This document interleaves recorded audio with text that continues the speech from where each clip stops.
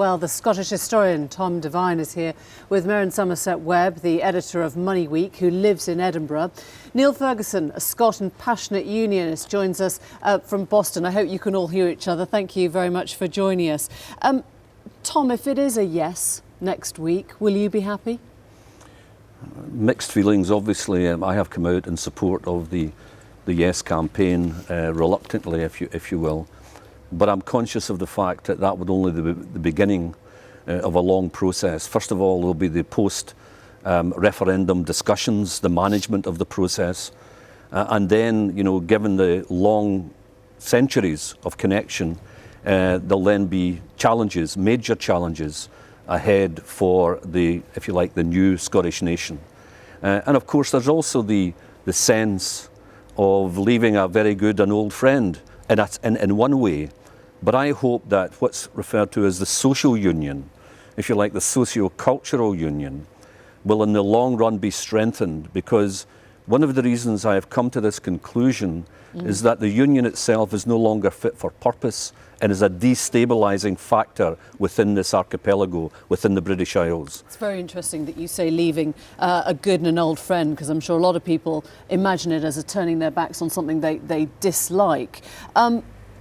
Let me ask you, Merryn, as a Brit living in Scotland, do you think it would be odd to be here after a yes vote? Yeah, I think it would be very odd indeed. When I first moved to Scotland, it never occurred to me that there was a group of people who felt there was intense difference between the English and the Scottish, that Britain was divided. And I think it would be very strange to feel that one lives on the same island but in a different country. And have you been treated like that as you've been living here? I mean, clearly you've chosen to make Scotland your home, so you don't feel like you're not welcome here. No, I mean, generally not. I mean, it's not until very recently that there's begun to be a feeling of difference between people who are perceived as English and people who are perceived as Scottish, and I find that very strange and uncomfortable. Neil, if you can hear us, I'm sorry that we can't actually see you here, but I hope you feel part of the debate in Boston. Do you believe that this is driven by a nationalism? Is it driven by a sense of coming of age? What do you think is behind this? I think it's driven by a kind of collective madness.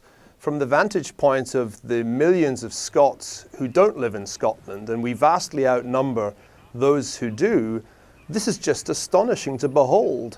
I live in the United States, but still feel myself every inch a Scotsman. But this is a bit like Colorado seeking its independence, or if you want a European version, it's a little bit as if a member of the United Kingdom is opting to become Slovakia, because that's just how important Scotland will be in the world if it takes this extraordinary and economically suicidal step.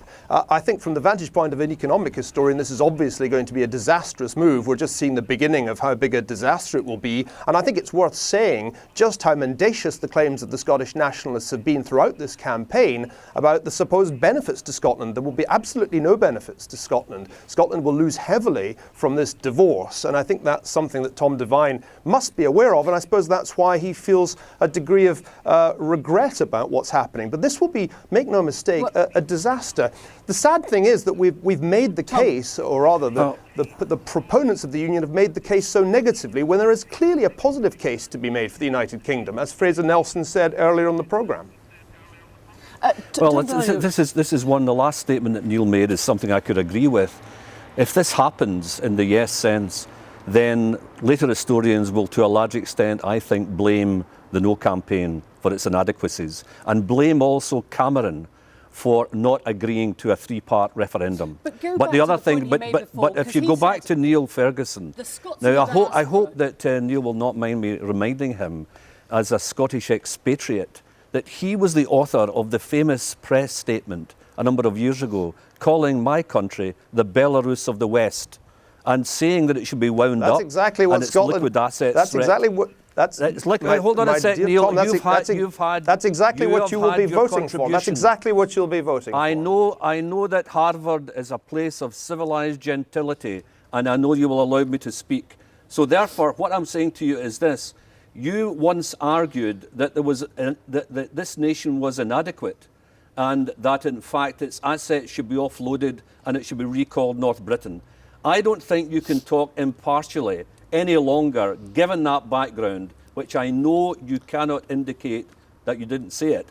That background, given Tom, that I think background, you're you cannot on a- actually you're talk if I- impartially about this. If I may, Merryn, if how I may, I'm being civilised entirely do you think partial. this I'm being, campaign's if I may answer that, I'm being entirely partial. You are voting to become Belarus because this is certainly not going to turn Scotland into some fancy Scandinavian place. It will become an impoverished backwater, and I stand by my warning. I admire Scotland's some of future is your, Belarusian I if it's admire not some careful. of your writings, Neil. I admire some of Tom. your writings, not all, but what you've just said is blatant nonsense. Let me bring Merryn in because you get a real sense of the passions that are clearly going to be at the foremost right now. Do you think this has been a civil campaign? Have you ever felt intimidated one way or another? Well, I think if you spend too much time on Twitter, you always end up feeling uncivilized and threatened one way or another, so one shouldn't do that. Generally, it's been a very civilized debate, but you have at each end, you have people who get very angry about things, but because you have extremists at either end of the debate, I think what it's done is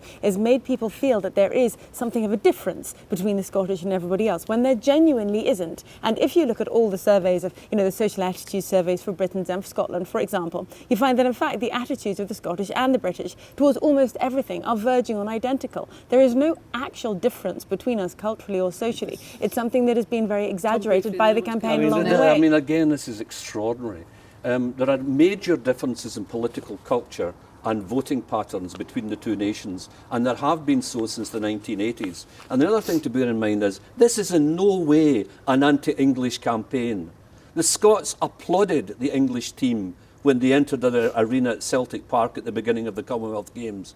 This is an issue about governance and self-determination. Anti-English. I said that what it was doing was exaggerating differences between peoples which don't exist, which is a very different thing. I want to take this to Neil because there are a couple of key points there, Neil. Do you think that relations between the Scots and, if you like, the English would improve after this? Do you think there's a chance? Or do you think this is a start of a much bigger sense of federalism for the whole of the UK now? Well, that's an easy question to answer historically because when Scotland was an independent state, its relations with England were extremely bad. And as your earlier report mentioned, the border between the two countries was more or less a permanent war zone. I'm not saying that that's going to happen anytime soon, but I think the acrimony that we've already seen in this debate will only get worse when we get down to the nitty-gritty, if there's a yes vote, of who exactly is going to bear the burden of the national debt, where exactly the oil revenues will go. This is going to get much uglier than it already is. So the idea that Tom Devine says that we're somehow going to get on better after a divorce suggests he's never been through divorce. Okay. Thank you all very much indeed.